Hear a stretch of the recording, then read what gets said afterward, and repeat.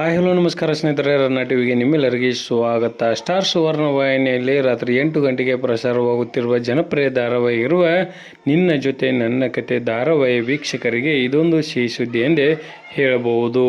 ಇದರ ಬಗ್ಗೆ ಇಂದಿನ ವಿಡಿಯೋದಲ್ಲಿ ತೆಗೆದುಕೊಂಡು ಬರೋಣ. ನೀವು ಸಹಿತ ಈ ಧಾರಾವಾಹಿಯನ್ನು ಇಷ್ಟಪಡುವುದಾದರೆ ಈ ವಿಡಿಯೋಗೆ ತಪ್ಪದೇ ಒಂದು ಲೈಕ್ ಮಾಡಿ.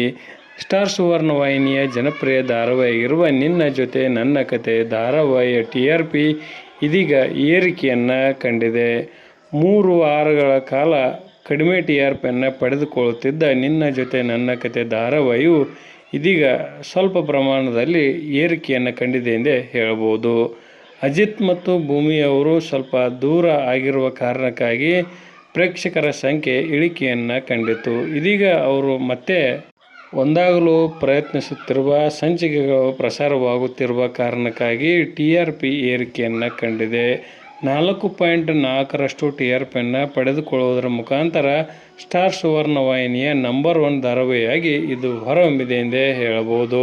ಸಂಗೀತ ಅವರಿಗೋಸ್ಕರ ಇವರು ಒಂದಾಗುತ್ತಿರುವುದು ಪ್ರೇಕ್ಷಕರಿಗೂ ಸಹಿತ ಇಷ್ಟವಾಗಿದೆ ಎಂದೇ ಹೇಳಬಹುದು. ಹೀಗಾಗಿ TRP ಏರಿಕೆಯನ್ನು ಕಂಡಿದೆ ಎಂದೇ ಹೇಳಬಹುದು. ನಿಮ್ಮ ಪ್ರಕಾರ ಈ ಧಾರಾವಾಹಿ ಕತೆ ಯಾವ ರೀತಿಯಾಗಿ ಸಾಗಿದರೆ ಇನ್ನೂ ಹೆಚ್ಚಿನ TRPಯನ್ನು ಗಳಿಸುತ್ತದೆ ಎಂಬುದನ್ನು ಕಮೆಂಟ್ ಬಾಕ್ಸಲ್ಲಿ ತಿಳಿಸಿ. ಧನ್ಯವಾದಗಳು, ನಮಸ್ಕಾರ.